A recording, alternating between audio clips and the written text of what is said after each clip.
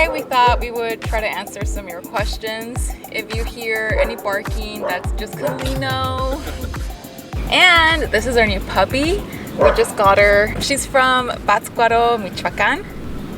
And she is 9 weeks old now. Yeah, she's 9 weeks old. She's a cutie. So let's get to it. What is the first question saying? First question. Looks like you found a great spot to quarantine. How much is accommodation? Right now we're in Michoacán and it is super affordable.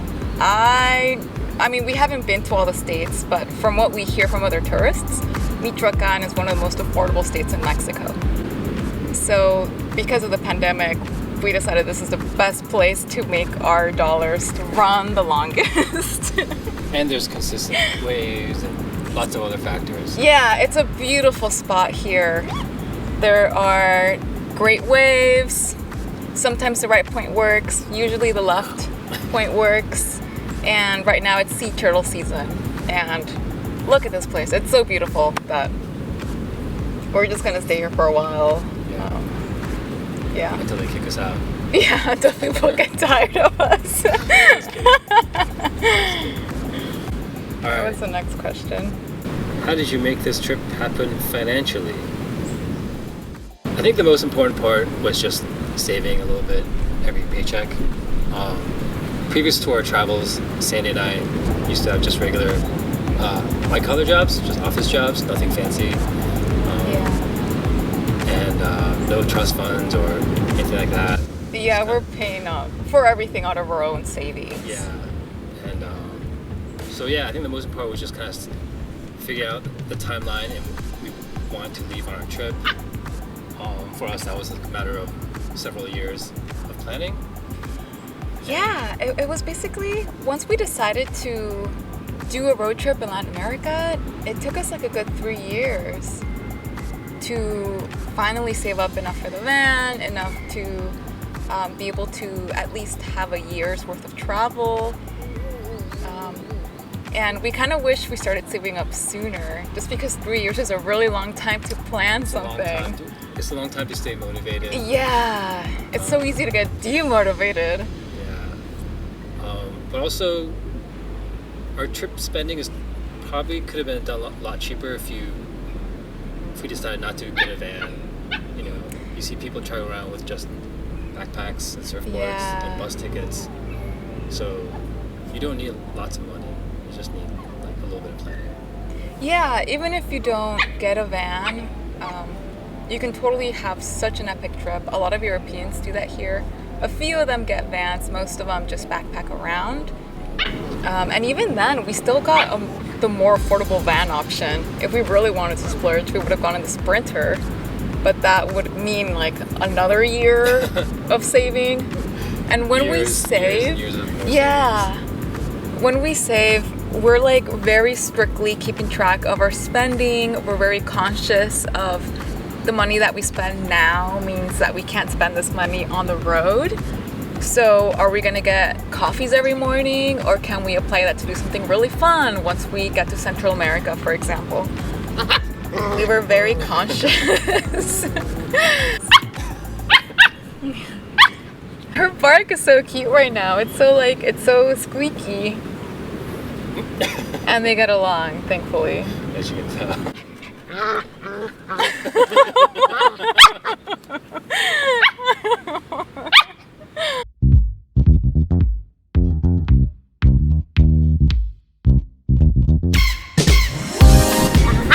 I guess, I don't know. Yeah. The pandemic kind of like makes everything kind of open-ended. It derailed everything. Yeah. We definitely didn't expect to still be on the road. We left Los Angeles last summer, so it's been over a year. Which is crazy. We started in LA and we just made it as far as Michoacán. Yeah, we haven't even gone very far. I feel like our trip has barely started. Yeah. In my mind, I was like, oh, we're gonna get to Costa Rica. We're gonna see my family in El Salvador. No, like a year and a month later, in a few months. Yeah, we're still in Mexico. So yeah, ideally, we're just trying to enjoy what we can during the pandemic. it's a really weird time for everyone right now. And it really didn't make sense for us to go back, considering how affordable this place is. It's way cheaper for us to be here than to be back in California. And there's just a lot going on. So yeah, ideally, hopefully once the borders start opening, we can start going down south. But for now, it's still very delicate. Just up in the air. Yeah. I guess we're just fortunate that we can just kind of do what we feel like doing. Yeah, we're so fortunate. Yeah, we're very fortunate that we planned ahead, that this pandemic didn't shock us, that we had enough saved up to be like, okay, yeah, we can spend X amount of months here and just be fine. Around. Yeah. Our itinerary for the past year. Yeah, we drove through Baja, took the ferry over to Topolobampo, and then from Topolobampo we got to Michoacan, and then the pandemic hit. Yeah, I still need to make a video about everything that happened up until now. I did lose a lot of footage, unfortunately, but I need to catch all of you guys up. I have not shown the ferry crossing or pretty much anything in mainland Mexico for the most part. But yeah, I'll get to it. Oh wow, you came back nice and muddy, Gali. It's kind of nice, like, because it gets so hot, they just wet themselves, but on the downside, they're covered in yeah. Junk water. Yeah, it's like river mud, then they come and run them on the dirt, and they're super dirty, but they're so happy. How is COVID affecting your travels? The short answer is it affected our travels a lot. Yeah, definitely. Just like it's affected everyone's life a lot. Yeah. I don't think it's possible to not be affected by the pandemic if you're traveling or a person living in civilization right now. And we're just really grateful that we're healthy, that, we have access to some vegetables. Access to veggies. Yeah. People will highlight that as part of it. It's just so hard to get vegetables here. I feel like we could have definitely taken our time more in Baja. It's just so pretty. There's so many places to see. Yeah, I could do like Baja's beautiful. I could do like a year in Baja. Yeah, easily. Because you have like 2 separate surfing seasons there, in winter and summer. People who have a vehicle and living van life, they're just looping around Mexico endlessly until the borders open.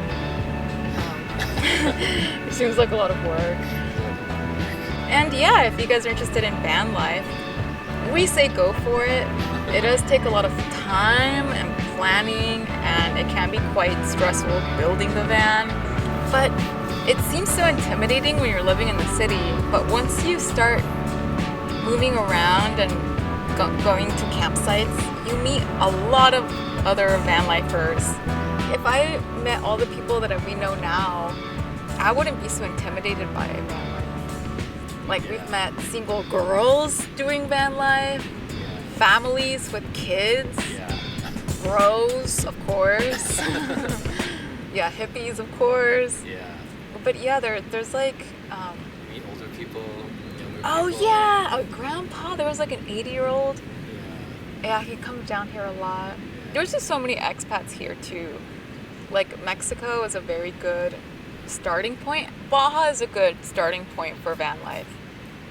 And Mexico, it's already like, as soon as you go into Mexico, you feel like you're in another world. I think Baja is a good starting point for van life if your Spanish is pretty good. Because it's so sparsely populated that, like, you can get to spots where you won't find any English speakers very easily. Ah. Yeah. So, like, yeah, if your Spanish isn't awesome, not awesome, but like good enough where you can like talk to at least someone who can like help you with your car being broken down, or oh yeah, something more than just ordering burritos and beers. Yeah. Asking where the bathroom is. Like, I would recommend your Spanish be stronger than that if you're going for your first like big road trip. Yeah, maybe start out small. Maybe make it to Rosarito. Yeah, that you will already have a lot of adrenaline just by doing a short trip like that. Yeah. And then eventually you can go down south. Or, I think we just go far south to Ensenada or back. Yeah, and a lot of people were commenting like, oh, Central America's dangerous, Mexico's dangerous. And for the most part, every country has its risks. And when we were in LA, everyone was like, oh, Mexico's so dangerous. And we're like, oh, we've done Baja so many times. Going into mainland Mexico felt like, oh my gosh, this is the unknown. But once we're here, it's like, oh, it's not that bad. And now that we're here, people are like, oh, if you go to Central America, it's dangerous. So every time you go south, people there will tell you that the next stop is dangerous. Even us coming to Michoacan.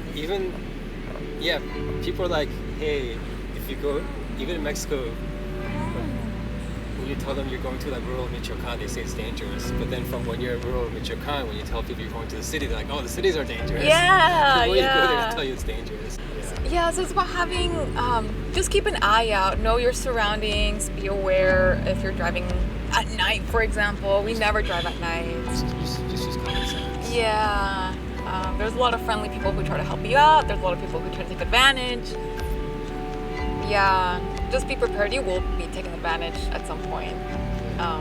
Yeah, we've paid a lot and then later realized that we were just scammed. That will happen. You will try to avoid that, but it's just impossible because everything is so new.